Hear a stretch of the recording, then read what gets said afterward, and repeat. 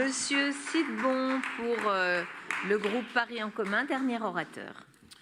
Oui, Madame la maire, mes chers collègues, comme je conclus, je peux constater d'abord que nos collègues macronistes et nos collègues de droite les ont rejoints, d'ailleurs physiquement dans un même groupe, ils sont fidèles au en même temps, en fait. Un en même temps qui n'est finalement synonyme, on le voit bien, que d'une schizophrénie extrêmement inquiétante. Mais on le voit bien, et maintenant on le constate, nous n'en doutions pas, on le voit bien, le en même temps, ça n'existe pas. On ne peut pas soutenir un gouvernement qui diminue les postes d'enseignants et avoir le toupet de dire s'être battu contre la suppression de classes. On ne peut pas dénigrer l'école publique et en même temps feindre de la défendre et faire le panégyrique en creux de l'école privée. On ne peut pas faire la réduction du nombre d'élèves au CP, ce qui est une bonne chose, et en même temps laisser ensuite des classes à 28, 29, et le rectorat dit c'est normal. On ne peut pas se plaindre de ne pas trouver de personnel dans les crèches, dans les caisses des écoles. C'est une réalité. Je siège au comité de gestion de la caisse des écoles du 15e. Il y a un absentéisme qui est dû à la difficulté de travail et dû aussi au trajet que font les personnels des caisses des écoles. On le sait. Ou bien les vacataires qui font traverser les rues. On sait qu'on a du mal à trouver du personnel. On ne peut pas le déplorer, ce que je fais avec vous, et en même temps s'opposer systématiquement à la création de logements sociaux comme vous le faites. On ne peut pas en même temps dire vouloir le meilleur pour nos enfants, pour les éduquer au goût, pour nos caisses des écoles, vous venez de le dire à nouveau, monsieur Vincent Valdini, et en même temps, comme je l'ai constaté avec effarement la semaine dernière, faire un partenariat lors du Forum du Goût dans le 15e avec Babybel, Vache-qui-rit, Boursin. On ne peut pas, et cela a été rappelé avec force par mon collègue Éric Lejoindre, dire être fier de notre devise républicaine, liberté, égalité, fraternité, et puis en même temps soutenir un gouvernement qui laisse des enfants à la rue, ne crée pas les places d'hébergement d'urgence nécessaires, et c'est de sa responsabilité pour éviter cette situation, et en même temps soutenir une région qui refuse d'ouvrir ses lycées vacants pour les abriter, comme c'est le cas dans le 15e avec le lycée Brassailles. Cela me fait penser, comme j'ai encore un peu de temps, cela me fait penser à une pièce de théâtre, et si peut-être qu'elle se trouve en vidéo, je ne sais pas, peut-être qu'il aurait fallu que vous y alliez, qu'a monté Thomas Joly, notre cher Thomas Joly, et qui s'appelle Le Dragon de Evgeny Schwartz.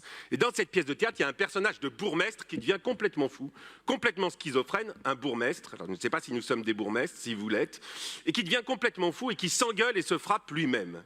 Eh bien, ça me fait vraiment penser à ça et je vous invite à lire cette pièce.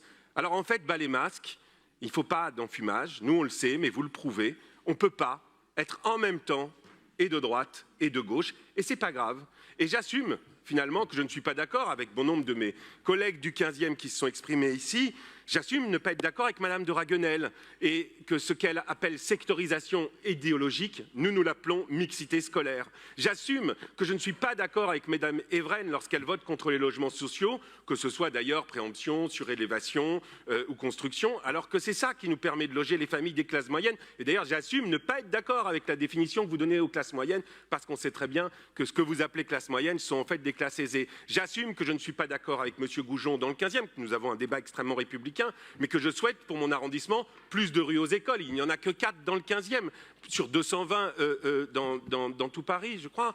Je souhaite que le 15e prenne sa part et accueille des centres d'hébergement d'urgence et être clair sur le fait que nous ne sommes pas d'accord sur la question et qu'on ne peut pas répondre donc aux enfants scolarisés dans le 15e qui sont en hébergement d'urgence, mais nous avons déjà 2000 places dans le 15e et c'est énorme.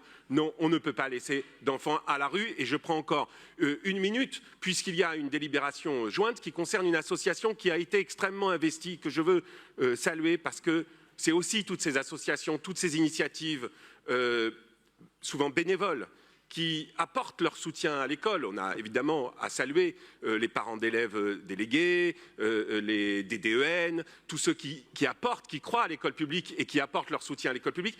Eh bien, il y a une association dans le 15e qui va, donc dans une délibération qui est jointe, recevoir une subvention pour un travail qu'elle fait de soutien scolaire. Cette association s'appelle Mikado, dans le quartier Ballard, un quartier populaire au sens de la ville, même si ce n'est pas un quartier politique de la ville. Et cette association je crois que c'est extrêmement important qu'on la soutienne aujourd'hui parce qu'elle fait non seulement du soutien scolaire avec des bénévoles, mais elle s'est extrêmement engagée puisqu'il y a eu beaucoup d'enfants à la rue dans ce quartier.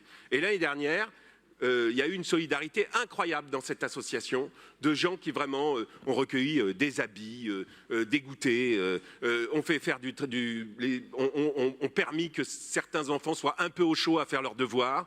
Et cette association qui là va recevoir pour un projet particulier une subvention de 1 760 €, eh bien j'appelle de mes voeux, je crois qu'elle a déposé aussi un dossier de subvention de fonctionnement d'environ 4 000 € qui sera peut-être, et j'espère, examiné à un prochain conseil. En tout cas, je voulais avec force la saluer et la remercier pour le travail qu'elle fait. Je vous remercie. Merci.